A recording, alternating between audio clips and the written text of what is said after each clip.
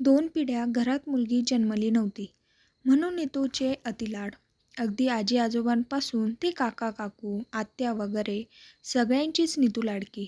नील मोठा आणि नीतू लहान. मग दादाजवळ तर खूपच लाड. दोघेही शिक्षणात हुशार. पण नीतू मुलगी म्हणून घरात कसलाच आईला हातभार नव्हता तिचा. तिला निर्मलाबाई काही बोलणार तर सगळे त्यांनाच बोलायचे. आपल्यात आहे तोपर्यंत तरी खाऊ दे आयतं, नंतर सासरी तर करावंच लागेल ना. आई म्हणून हे सगळं निर्मलाबाईंना काही पटत नसे. पण बोलता येत नव्हतं सगळ्यांसमोर. काळजी वाटायची त्यांना. सासरी कसं निभावणार देव जाणे. शिक्षण पूर्ण झालं तसं सगळ्यांनी नीतूसाठी स्थळं सुचवायला चालू केलं. योगायोगाने जवळ स्थळ पसंत पडलं. सासरची लोक पण सुशिक्षित होती. एकुलता एक मुलगा होता. सगळं छान होतं. थाटामाटात लग्न पार पडलं. नीतू सासरी गेली. नव्याचे 9 दिवस संपले, पण नीतूचे काही नवीन दिवस संपत नव्हते. उशिरा उठायचं, आरामात सासऱ्यांसमोर येऊन सोफ्यावर बसून चहा घ्यायचा, मग अंघोळ, स्वतःपुरताच आवडेल तो नाश्ता बनवायचा अन् खायचा. सासू समजूतदार होती. तिला वाटायचं नवीन आहे, वेळ लागणार नवीन घरी ॲडजस्ट व्हायला. सासूबाई लवकर उठून सासऱ्यांचा डबा, मुलाचा नाश्ता, डबा सगळं आवरायच्या. कधी कधी तर मॅडम नवरोबा गेले तरी झोपेतच असायच्या. तरी घरच्यांकडून कसलीच तक्रार नव्हती. दोन्ही वेळेचे जेवण सासूबाई बनवायच्या. 3-4 महिने गेले असेच लग्नानंतर. त्यात 2 वेळा नीतू माहेरी जाऊन आली. 4 महिन्यात पण तिच्यात काहीच फरक पडला नाही. हे बघून सासूबाई म्हणाल्या, नीतू मी थकले ग आता. होत नाही. तू आता घराची आणि किचनची जबाबदारी घे. तसं मॅडमचा पारा चढला. मी माझ्या घरी कधीच काम केले नाही. तुम्हाला नाही जमत तर कामवाली ठेवा. मी नाही करणार जेवण वगैरे. आणि मग हे रोजच मॅडमचं चालू झालं. मग हळूहळू सासू सुनेत खटके उडू लागले.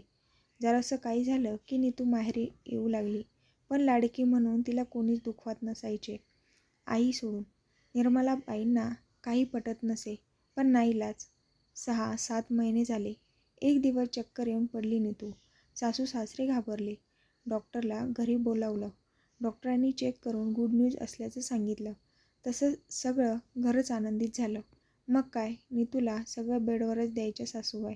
पण कधीच नीतूच्या तोंडातून सासूबद्दल आदराचे 2 शब्द निघत नव्हते. 7 महिने झाले. सासूबाईंनी डोहाळं जेवण थाटामाटात साजरं केलं. बाळपणासाठी नीतू माहेरी आली. नीलच्या पण लग्नाची चर्चा सुरू झाली. नात्यातील मुलगी पाहिली. सुंदर सुशील होती. रेवती मुलीचे नाव होते. साखरपुडा झाला. एक दिवस नीतूच्या पोटात दुखायला लागले. घाईमध्ये हॉस्पिटलला नेले. थोड्याच वेळात डॉक्टरांनी येऊन सांगितले मुलगी झाली. आई बाळ सुखरूप आहेत. सगळे आनंदी होते. नीतूच्या सासरी कळवले. त्यांनाही खूप आनंद झाला. थोड्याच दिवसात डिस्चार्ज मिळाला. घरी दोघींचे मोठे स्वागत झाले. सगळे चांगले झाले म्हणून दोन्ही घरचे आनंदी होते. आता नीलच्या लग्नाची तयारी चालू झाली. नीतूच्या सासरचे घ्यायला आले. काही दिवसाने नीलचं लग्न होतं. लग्नाला नीतू परत आली. लग्न पार पडलं. रेवतीचं पाऊल लक्ष्मीच्या रूपात घरी पडलं. रेवती आल्यापासून निर्मलाबाई रिटायर झाल्या होत्या. सगळं कसं निवांत असायचं. सूनच तशी गुणी भेटली होती. नीतू दर 8 दिवसाने आईकडे यायची. निर्मलाबाईंना हे आवडत नसे. त्या नेहमी म्हणायच्या, सारखं माहेरी येणं बरं दिसतं का? घरची कामं करत जा, सासू सासऱ्यांची सेवा करत जा. पण नीतूवर याचा काही परिणाम होत नसायचा. हळूहळू रेवतीला पण समजलं की नीतू सासरी काहीही करत नाही. रोज रोज भांडण असायची. नवऱ्याला नीतू म्हणायची, आपण वेगळे राहू. पण त्याला पटत नसे. निर्मलाबाईंना त्याचं टेन्शन येई. मुलीने सासू सासऱ्यांची सेवा करावी असं वाटायचं. पण नीतू काही ऐकत नसे. निर्मलाबाईंचं टेन्शन बघून एक दिवस रेवतीने उगीच भांडण चालू केलं. कोणाला काहीच कळेना. रेवती असं का करते काहीच समजेना. पण रेवती रोज कारण काढून निर्मलाबाईसोबत भांडणं करू लागली. एक दिवस तर कहरच केला. नीलला रेवती म्हणाली, तुझ्या आईबाबांना वृद्धाश्रमात सोडून ये. आईवडिलांना तर काय करावे सुचेना. दुसऱ्या दिवशी रेवतीने नीतूला कॉल करून सांगितले, तुम्ही येऊन तुमच्या आईवडिलांना भेटून जा. त्यांना आज आश्रमात सोडणार आहेत. नीतूचा पारा चढला. तावातावात माहेरी आली. सोबत बाळ आणि नवरा पण होते.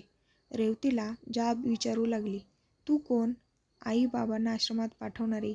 आणि काय रे दादा, काल परवा आलेल्या बायकोच्या तालावर नाचून जन्मदात्यांना आश्रमात सोडायला निघालास?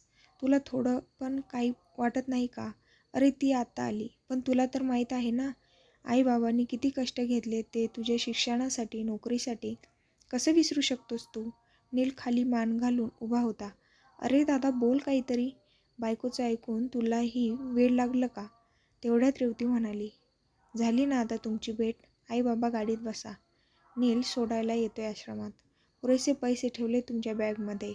लागलेच तर फोन करा. परत येण्याच्या भानगडीत पडू नका. उगीच आम्हाला त्रास. हे ऐकून मात्र नीतूचा स्वतःवरचा ताबा सुटला. तिने रेवतीवर हात उगारला.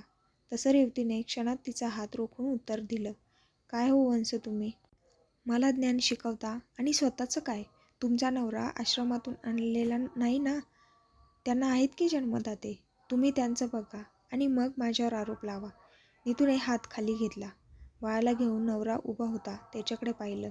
त्याने हिची नजर चुकवण्यासाठी खाली पाहिलं आणि नीतूचे डोळे उघडले. आपल्या प्रेमासाठी घरातील सासू सासरे किती करतात आणि माझं ऐकून नवऱ्याने तिलाच लाज वाटू लागली. माहेरचा विषय तिथेच सोडून नवऱ्याला घेऊन घरी आली. सासू सासऱ्यांचे पाय धरले. चुकीची क्षमा मागितली.